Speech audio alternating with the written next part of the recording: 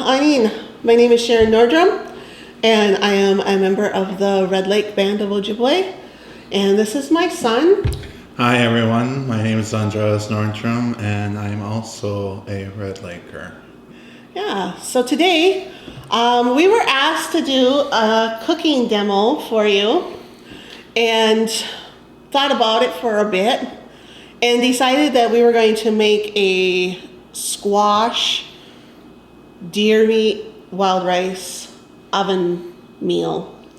And we decided to do this because Andreas has been gathering wild rice since he was quite young. He kills our deer, and he also grows our squash. So that's what's on the agenda today.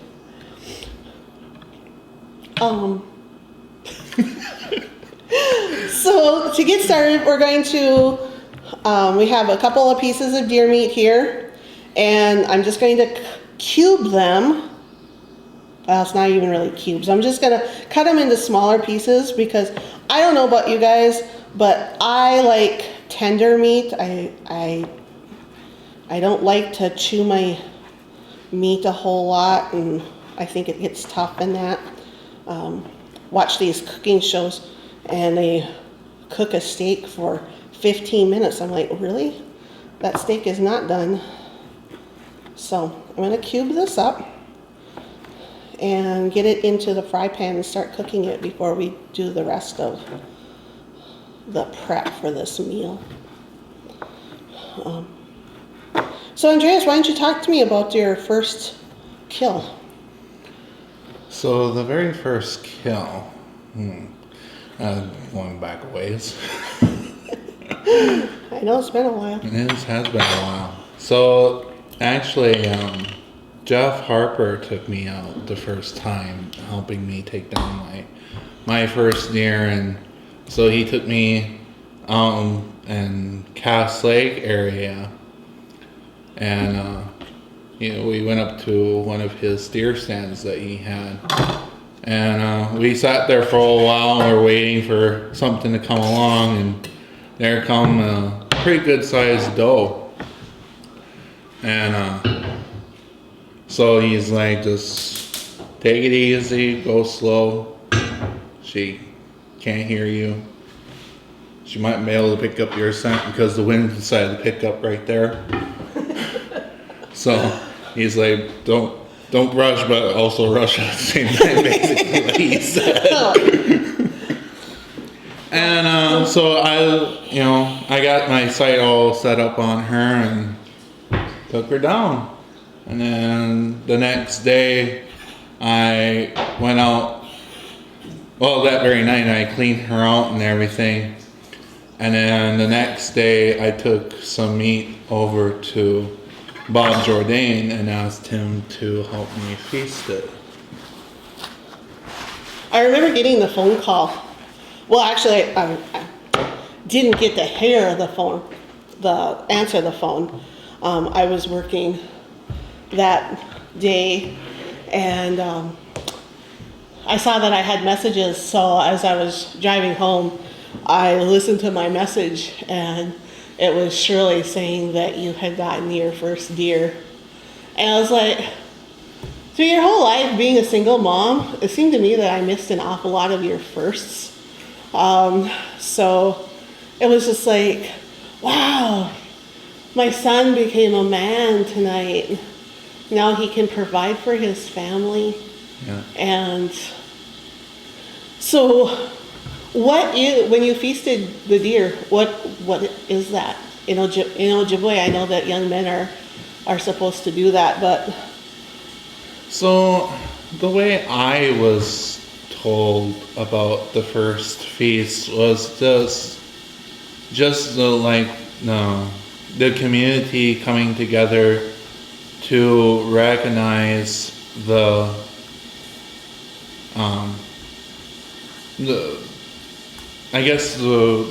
manhood that like the rite of passage. The rite of passage of the hunter, and celebrating him or her becoming that divider. Wow. I know it was really, really awesome. We cooked up your deer, we canned it. Oh my gosh. And I didn't think we were ever going to finish canning that. What did we have, like 5 canners going? Yeah. We had the pressure cooker. It was so hot. We went to the DRM, and it was the only place that was big enough to host all the people that wanted to be there for your feast. And I remember a lot of them saying that they hadn't done that for so long. Had a young man come and want to feast and do that. I'm not used to working on gas, so turn it down just a little bit. So we have the deer meat is now cooking. I have a lid on it, and I am going to do some seasoning.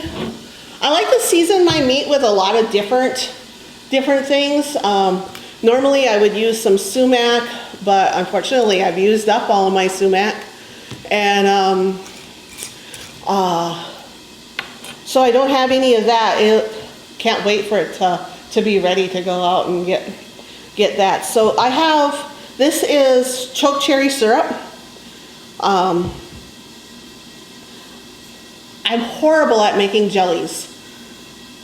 I've tried many times definitely. to make jellies for us.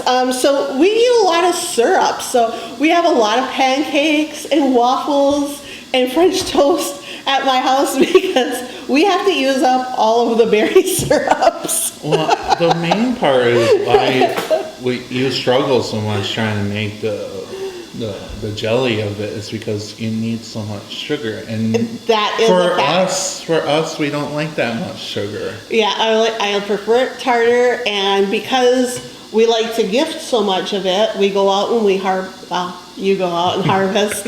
Let's be honest here. You do go out and do all the harvesting of these things, and then I do all the prep work for them. But we like to be able to gift them to the elders in our area. Right. And so with diabetes as high as it is, using too much sugar is not good for them. So it ends up being syrup. So I'm just going to take and I'll pour, oh gosh, I'll pour some in this pan.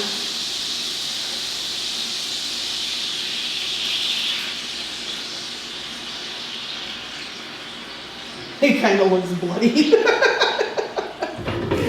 Trust me, it's gonna taste delicious.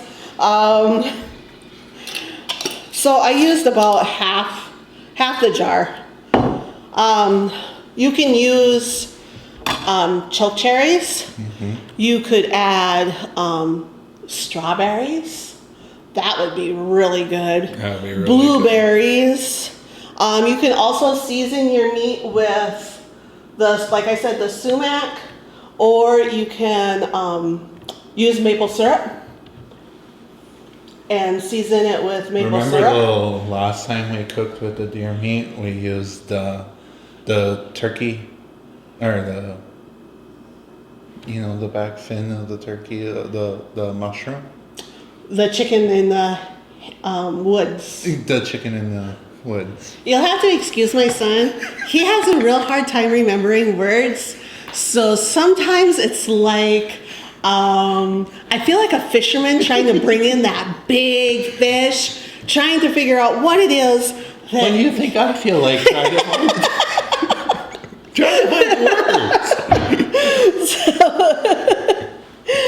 So while our deer meat is cooking, I cut the squash. I normally cut the other way, when it's like, it's a puzzle. How did you cut it? How did I cut? Oh, there it is. Normally I would cut it this way and make the bowls, but this one here, it reminded me of these kind of bowls, and I'm like, I'm going to cut it that way instead. So You grow squash. You didn't grow these squash. No, I didn't grow these squash, But- but we have grown the squash. So, squash. We just looked this up. Squash in Ojibwe is Okanakos.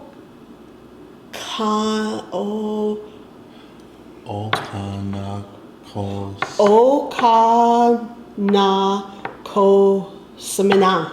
Similar. As you can tell, we're not fluent. We try. We Very try, hard. but we're just not fluent. So, why did you decide to grow squash? You wanted it. I've wanted a lot of things and you haven't done it, so. No, actually, it was a while back. We got some seeds and hold on one second. Maybe that paper towel's over there.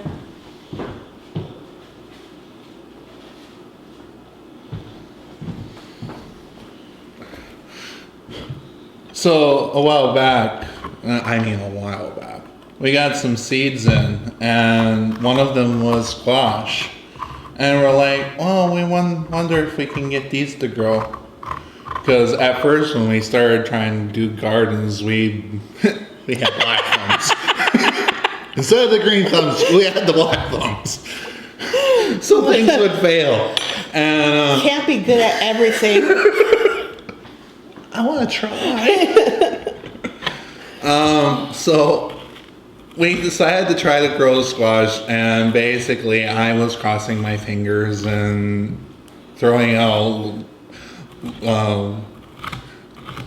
good thoughts in the world, like, please grow, please go, please go. And they did. Holy smokes. Those squash, they were huge. They were monstrous. They were bigger than this game. We had squash. We had enough squash to give to all the elders that we knew, plus canned squash and eat Remember squash. that the one vine. So say this is the backyard, and over here is our barn, and our garden was right in here.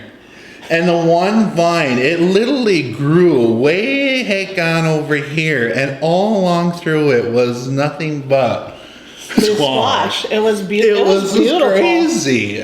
Yeah, it was beautiful. So I have my squash cut, and I need to get the wild rice going. I'm eyeballing it, people. It's 3 cups of water. It's 2 cups of water to 1 cup of rice. I thought it was 3 cups of water to 1 It's cup. 2. Oh, great. I got too much water. I had to pour out a cup.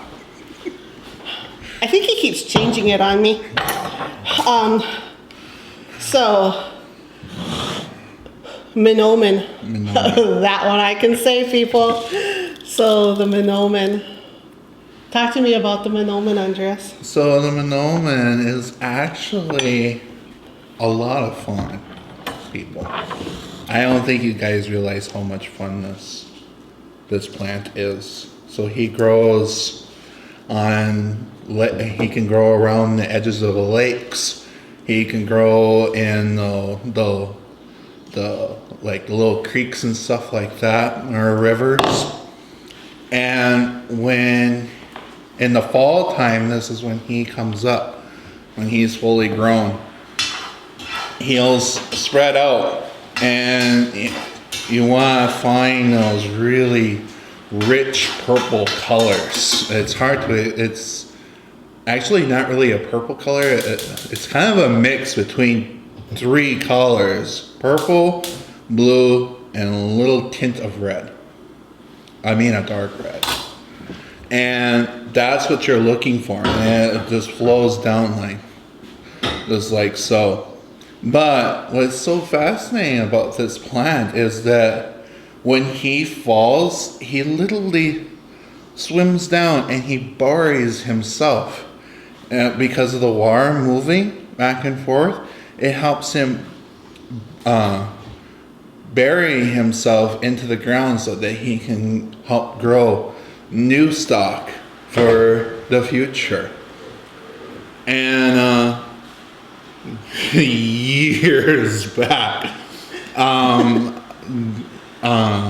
I think you were like 9 years old the first time we yeah, went out. it was a very long time ago, and it was Take Kid Ricing that was started up by Jeff Harper, Levi Brown, and Shirley, and who else was in charge of that? I don't know. I didn't go. Anyways, I think those were the main people. I might be forgetting somebody, so I apologize if I forgot somebody. That was a very long time ago. So they decided to take Kid out ricing, and I had been going every year since I was 9. I'm 29 now, so that tells you how long it's been. And I had been going out ever since we started that up, and now 20 years later, I help take the kids out ricing. So the student became the teacher, basically. And then I also go out ricing on my own. I bought him a rice boat for his 25th birthday. 25th birthday. So it's a flat bottom because he usually does this on his own. So he has to pull and knock by himself. And it was just too hard. And to do that in a canoe, I think the first year you tipped yourself twice. Yep. Lost all the rice. Yep. And so it was like, okay, we're going to fix this, and we're going to get a flat bottom boat. So actually, we had a special one made. It's a fiberglass. Yeah. It's a one of a kind. Each one has their own fingerprint, and it's been good to you. Yes, it has. He doesn't tip anymore. Not as badly. But so we have the rice cooking. The meat is cooking. While he was talking about the squash, I took and I put some brown sugar and a little bit of butter in the bowls. We didn't cut them exactly even, people, but I think you get the gist of what we're doing. When I do this recipe, it changes every time I cook. I am not a professional cook by any means of the word. I just like to put together good food for my family. And so each time I make it, it's made a little bit different. And you could take and add different things to it. I have added apple. I've added raisins, like we talked about earlier, the strawberries, the blueberries. You could add nuts to it. Mm-hmm. That's really good, people. Try it. Walnuts, pecans, or almonds, slivers of almonds in it is really good because the wild rice already has a nutty taste to it. Mm-hmm. This is a river rice that we're using today, and so it has a little bit of different taste than the lake rice. And so yeah, if you added walnuts or almonds to it, it would just enhance that nutty flavor. Wow, it is really warm in here. It's very warm in here. So I'm going to shut off my meat, and I'm just waiting for my rice to cook.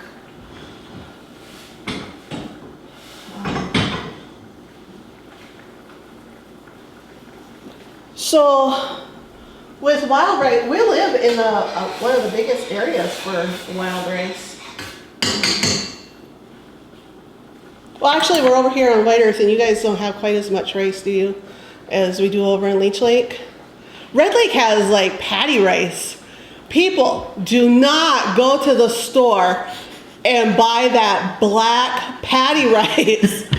It's awful. It takes forever to cook. Takes forever for the like you cook need to and- soak it overnight and then cook it for 3-4 hours to get something that's palatable. So please look at what you're buying. Buy if you can. And don't believe the labels. Yeah. You can't believe the labels.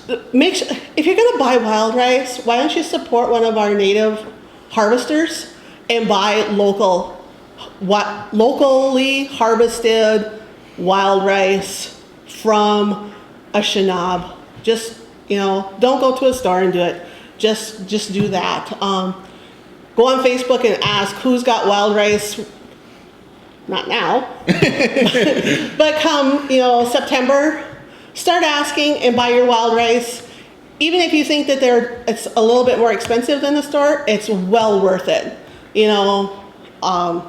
I will gladly, if he doesn't go out, I will gladly pay for the actual stuff. Yeah. So if you can, with everything, try and as much as you can, buy local, buy from your people that are actually doing this. My gosh. What else are we going to talk about? I don't know. We could talk about the weather. That part's going to get edited out. Rebecca's like, I'm making a note of that one. So I remember you coming back from Take a Kid ricing, and I just remembered that you were younger than 9 because you were horrible. Shirley said that she wasn't sure she was ever going to take you again to anything. Yeah. Because you were so awful. But that is when you met Johnny Mitchell. Yes, it is. So you were 7. You were 7 years. My horrible times. You were 7 years old, and Shirley comes home, and she's like, "Oh my gosh!" She's like, "He was just terrible." And Johnny Mitchell said, "Bring me that boy." And she's like, "You're not gonna want him." And he's like, "Bring me that boy." And he took you and took you off someplace. And when you came home, you were like totally different. And you know why? It was Johnny Mitchell taught you how to make a sema. Mm-hmm. He took you out and he got you the red willow, and he taught you that. So actually your first time going out ricing wasn't really about the rice. It was about making the asema, and it totally changed you. You became this quiet, at peace. It was like your life was missing something, and he knew what it was. Yeah. And I unfortunately never got to meet Johnny, but you told me all about him. And your life has been really, really kind of blessed, Andreas, because you've had so many elders that have taught you so much. You had Guy Green. I got my hand on choke cherry syrup. I was thinking about maple syrup. Guy Green that taught you about maple syrup. Let's go back to wild rice. Tell me about going out to Gawaden's. So, Guy Whedon, he is a very good old friend of mine and Shirley. It really was I guess actually he's not a friend of mine. He's a friend of Mom's too. It was actually not wild ricing. It was actually setting out a net for.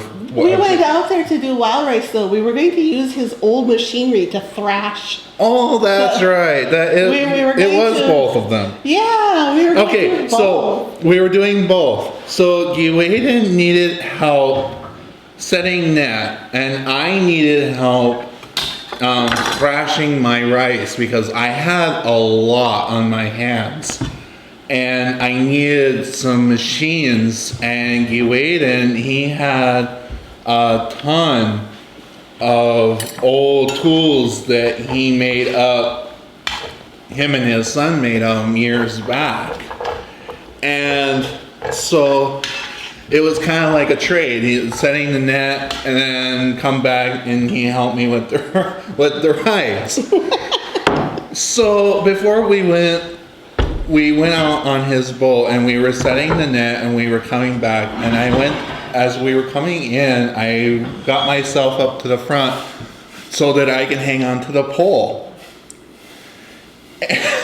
I grabbed the pole, and I went to start stepping out, and I literally, my legs went like this, the boat's going this way, my one leg going like this, and as I'm falling, I'm like, you and splash, went in the water, and I came out completely soaking wet.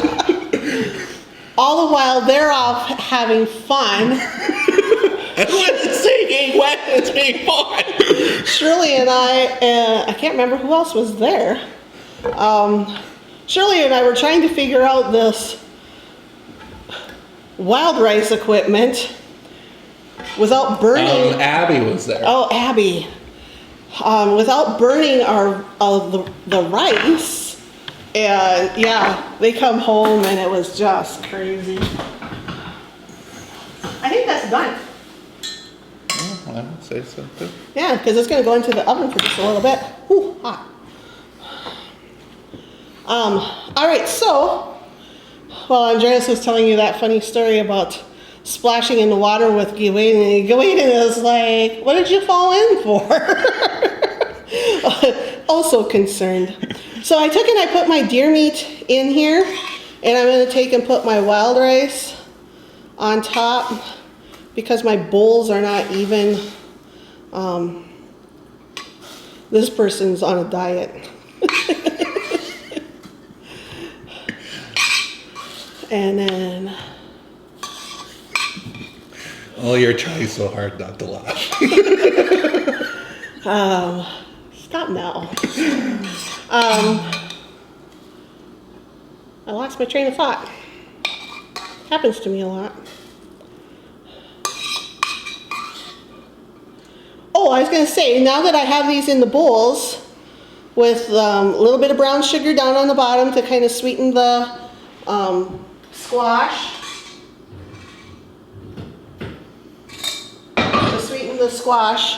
And then the deer meat has the choke cherry syrup on it. The wild rice. I do not cook with a whole lot of salt. Andreas doesn't believe in salt. He feels that salt is what killed his grandparents too young. I happen to like salt, so the salt sits off to the side and I salt everything when I eat it. So, but when I'm making things and demoing things, I don't salt the food. So you will need to salt and pepper this the way, to your liking. I was going to say, the other thing that you could do to spice this up just a little bit, if you go out in the springtime and you get fresh leeks, you could add leeks to it. I don't think the weather's been quite right for morels this year. We've been so dry, but now we've had some moisture and we've had heat. So they might, I don't know. Shirley is the morel expert. Like I said, they go off, they harvest, I cook. So you could take and you could put morels in there. You could put fresh leeks in there. You could, if you're doing this earlier in the springtime, you could go and get the tops off the ferns, the fiddleheads. You could put that in there. Cattail shoots. We're beyond that point now too. We should have did this in earlier May. Then you could have had all those different types of wild harvested foods. Mm-hmm. They're all local. They're very local. You just have to go out and harvest them. But people, one of the things I want to stress is if you are going out and you are harvesting, only take what you need. My mom had a saying, take what you need, leave some for seed. So much of the time people, they keep going back to an area and they over harvest.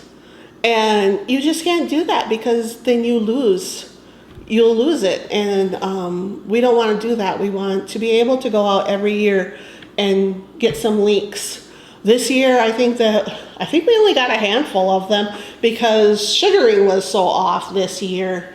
Normally, the last day of sugaring, you guys come home with a whole bunch of leeks, and I'm able to even freeze some. Yeah. But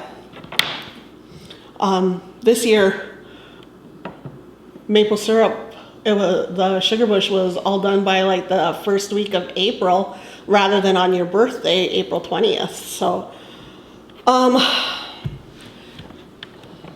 So yeah, just don't overharvest. Yeah. Don't overharvest anything. Make sure that there's plenty. We want enough for the next 7 generations. But here's our meal. What we'll do is we'll take and we'll put that in our casserole. Set it in there. Put the lid on it. Put it in the oven at 350 for about 20 minutes, 15 minutes. You're going to want to poke the squash because that's the only thing that's going to need to be fully cooked is the squash. Everything else has been cooked. Make sure you put a lid on it so that you don't lose the moisture out of the meat and the wild rice. Yeah. Yeah. And that's our dish today, people. Hope you enjoy it. I hope you liked our stories. And we'll see you next time around the butcher block. Hunter slings his rifle and puts tobacco down, and he drops the deer with a single round, and he lays his hand upon the dead body now. Says my spirit and my stomach will be filled as I eat